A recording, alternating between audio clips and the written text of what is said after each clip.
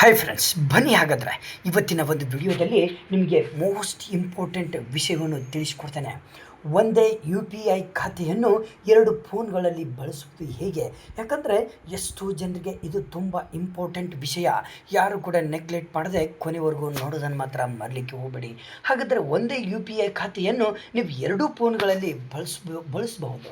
ಅದು ಹೇಗೆ ಅನ್ನೋದು ಕೂಡ ಇಲ್ಲಿ ಹೇಳಿಕೊಡ್ತೇನೆ ಬನ್ನಿ. ನೋಡಿ, ಇಂದಿನ ಡಿಜಿಟಲ್ ಯುಗದಲ್ಲಿ ಬಹುತೇಕ ಜನರು ಎರಡು ಸ್ಮಾರ್ಟ್ಫೋನ್ಗಳನ್ನು ಬಳಸುವುದು ಸಾಮಾನ್ಯ ಅನ್ನುವಂತಾಗಿದೆ. ಒಂದು ವೈಯಕ್ತಿಕ ಬಳಕೆಗೆ ಹಾಗೂ ಮತ್ತೊಂದು ಕಚೇರಿ ಅಥವಾ ವ್ಯವಹಾರ ಸಂಬಂಧಿತ ಕೆಲಸಗಳಿಗೆ ಬಳಸುವುದಾಗಿದೆ. ಆದರೆ ಯು ಪಿ ಐ ಪಾವತಿ ಮಾಡುವ ಸಮಯದಲ್ಲಿ ಮಾತ್ರ ಒಂದು ಸಮಸ್ಯೆ ಎದುರಾಗಿಬಿಡುತ್ತೆ. ಏಕೆಂದರೆ ಸಾಮಾನ್ಯವಾಗಿ ಯು ಪಿ ಐ ಆ್ಯಪ್ಗಳು ನೋಂದಾಯಿತ ಮೊಬೈಲ್ ಸಂಖ್ಯೆ ಮತ್ತು ಮುಖ್ಯ ಸಾಧನದೊಂದಿಗೆ ಮಾತ್ರ ಕಾರ್ಯವನ್ನು ನಿರ್ವಹಿಸ್ತವೆ. ಹೀಗಾಗಿ ಎರಡನೇ ಫೋನಿನಿಂದ ಅದೇ ಬ್ಯಾಂಕ್ ಖಾತೆಯ ಮೂಲಕ ಪಾವತಿಯನ್ನು ಮಾಡಲಿಕ್ಕೆ ಸಾಧ್ಯವಾಗುವುದಿಲ್ಲ. ಹಾಗಾದರೆ ಏನು ಮಾಡಬೇಕು ಅನ್ನೋದೇ ನಿಮಗೆ ಗೊತ್ತಿಲ್ಲ.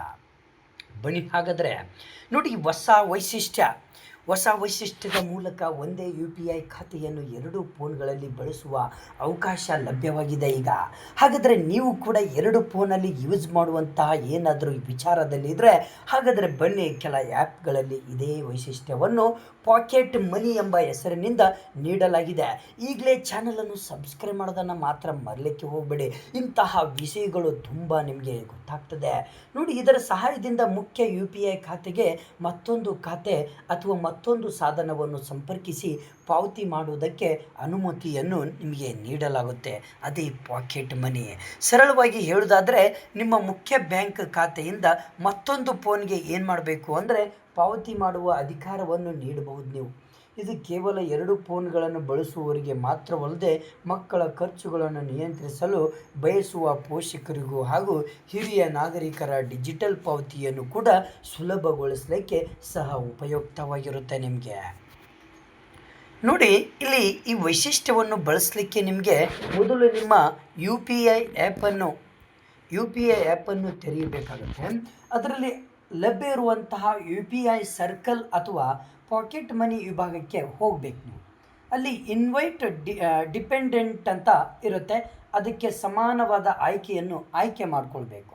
ಬಳಿಕ ಏನು ಮಾಡಬೇಕು ಅಂದರೆ ನೀವು ಸಂಪರ್ಕಿಸಲು ಬಯಸುವ ಮೊಬೈಲ್ ಸಂಖ್ಯೆಯನ್ನು ಸೇರಿಸಬೇಕು.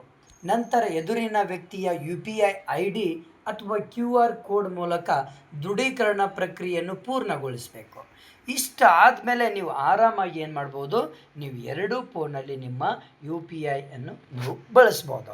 Okay, thank you friends. ನಿಮ್ಮ ಫ್ರೆಂಡ್ಸಿಗೆ ಶೇರ್ ಮಾಡಿ, ಹಾಗೆ ನನ್ನ ಚಾನಲನ್ನು ಸಬ್ಸ್ಕ್ರೈಬ್ ಮಾಡಿ.